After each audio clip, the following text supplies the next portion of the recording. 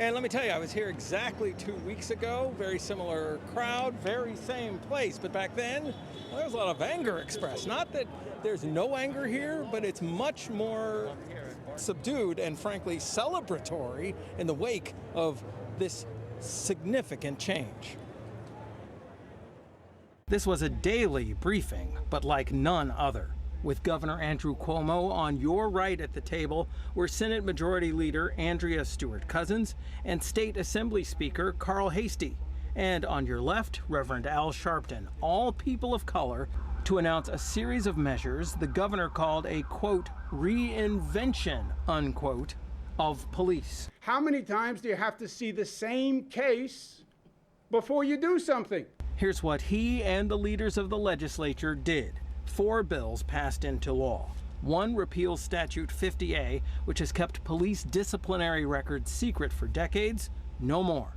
The Eric Garner law banning police chokeholds was also approved, as well as a measure saying the Attorney General can investigate and prosecute if someone dies in a police encounter or custody. And a new law makes calling 911 based on race a hate crime. I'm going to tell them there's an African-American man threatening my life. It's a direct result of that recent false 911 call in Central Park. And the governor announced something else, an executive order to all 500 local police departments. They have to address the use of force by police officers, crowd management, community policing, bias awareness, de-escalation, restorative justice, community-based outreach. If it's not done by April 1, and if it's not passed, they're not going to be eligible for state funding, period. He has, in many ways, done things that even I did not expect.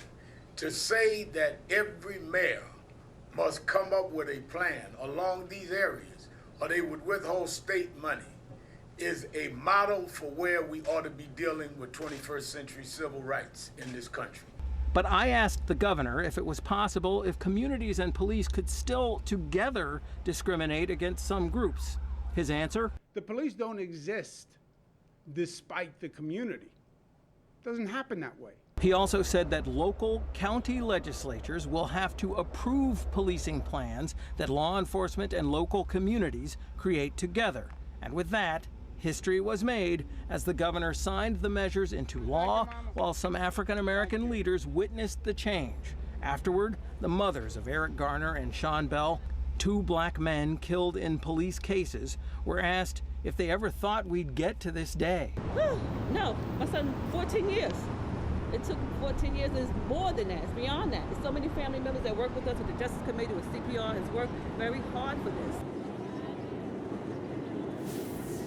And the governor is expected to sign 6 more related measures that would ban race-based profiling, require state police to wear body cameras, and require police departments to provide medical training to officers, among other measures. Much change here for now, but everyone said today, including the governor, there is still more to do.